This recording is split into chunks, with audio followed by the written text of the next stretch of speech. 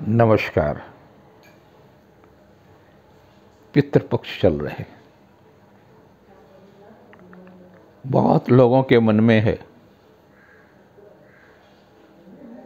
पितृपक्ष में श्राद्ध कर्म या तर्पण क्यों करें, न करेंगे तो क्या फर्क पड़ेगा।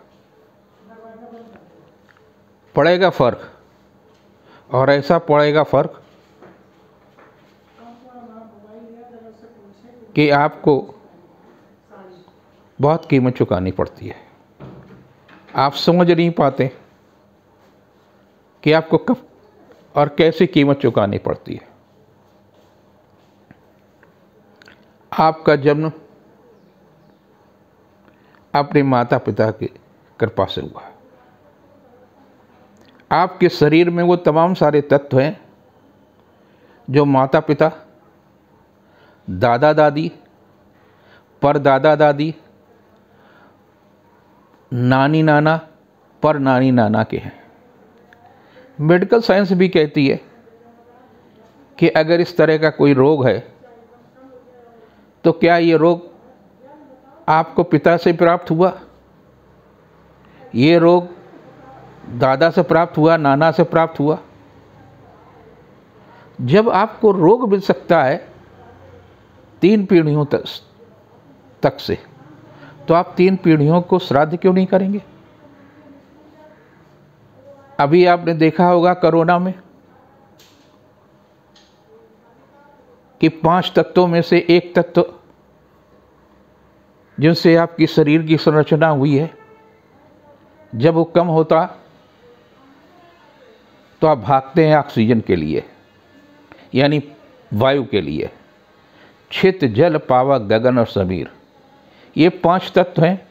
इन 5 तत्वों से ही आपकी शरीर की रचना हुई है। इनका अगर संतुलन बिगड़ता है तो जीवन नष्ट हो जाता है। आपको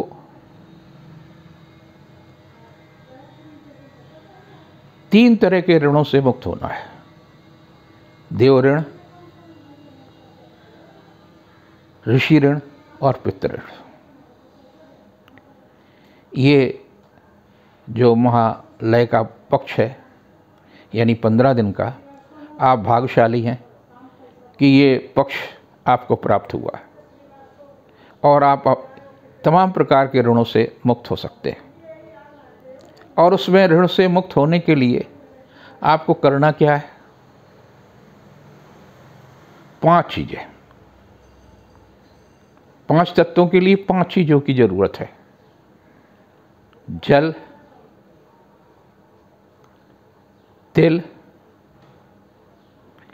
जौ, चावल और कुश।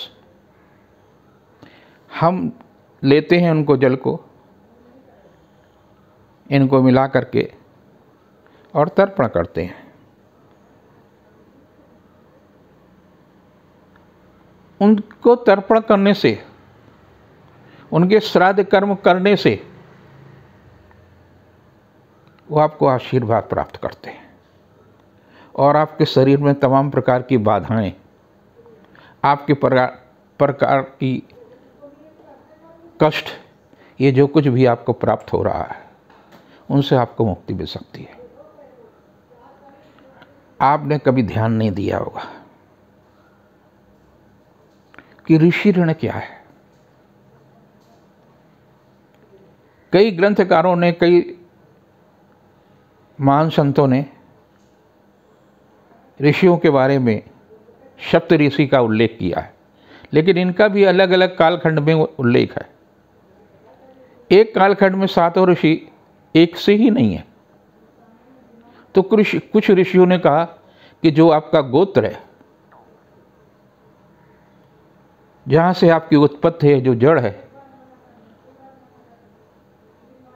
उसका अगर आप पूजन नहीं करते हैं, उनकी साधना नहीं करते हैं, तो आप भी अतृप्त रहेंगे। एक प्रकार की आपको जो ऊर्जा मिलती है, ऊर्जा कैसे प्राप्त होती है?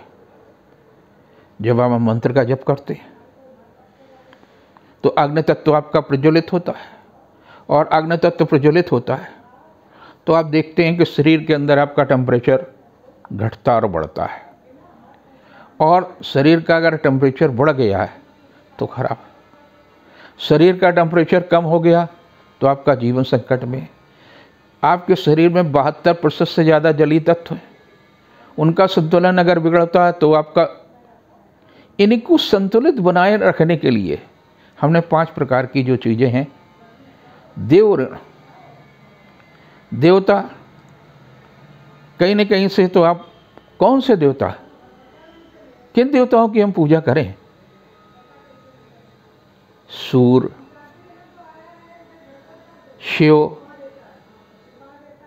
गणेश, विष्णु और आदिशक्ति है। आदिशक्ति के 3 विभाजन हैं। आदिशक्ति में 3 विभाजनों में से सरस्वती है, लक्ष्मी है, महाकाली है। इनकी सीधी कृपा आप पर होती है। जब आप तर्पण करते हैं, श्राद्ध कर्म करते हैं, तो ऋषियों को भी तर्पण करते हैं और अपने देव को तर्पण करते हैं। आप करिए तर्पण और देव प्रसन्न होंगे, ऋषि प्रसन्न होंगे, माता पिता प्रसन्न होंगे।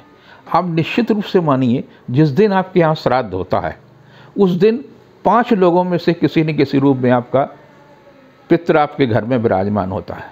या तो गाय के रूप में, कौवे के रूप में, ब्राह्मण के रूप में और कुत्ते के रूप में, चींटियों के रूप में। उस दिन जरूर उस उत्पत्ति होगी। जब आप उनको भोग लगा करके रखते खाने में तो उसका स्वाद ही आपको अलग लगेगा और वो प्रसाद के रूप में आप ग्रहण करते हैं तो आपकी तमाम प्रकार के जीवन की जो बाधाएं हैं, तमाम प्रकार के जो संकट हैं, उनसे आपको मुक्त होती है। क्योंकि आपका संबंध 3 पीढ़ियों से है और तीनों पीढ़ियों को हम तर्पण करते हैं। हम दादा को तर्पण करते हैं, पिता को तर्पण करते हैं, परदादा को करते हैं, दादी को करते हैं, परदादी को करते हैं, माता को करते हैं, नाना को करते हैं, नानी को करते हैं, परनानी को करते हैं, परनाना को करते हैं। इतना छोटा सा कर्म करके आप तमाम प्रकार के संकटों से मुक्त हो जाते हैं। संकट मुक्त हो। आपने देखा कि जिस जीव में, जिस देव में वायु तत्व बढ़ जाता है तो आकाश गमन कर पाता है। हनुमान जी को ले लीजिए, आकाश से गमन करते थे, वायु तत्व उन्होंने जागृत कर लिया था। तो आप अपने शरीर के किसी भी तत्व को जागृत कर सकते हैं और जागृत करने का अवसर ये है कि आप पहले ऋणों से मुक्त होंगे। जब आप ऋण से मुक्त होंगे तो आपकी पूंजी बढ़ेगी और जब आपकी पूंजी बढ़ेगी यानी पुण्य बढ़ेंगे तो आपकी साधना में मन लगेगा, आप शरीर से निरोगी होंगे, मन स्वस्थ रहेगा। ये मेरी आपसे विनती है कि इसे जरूर करें।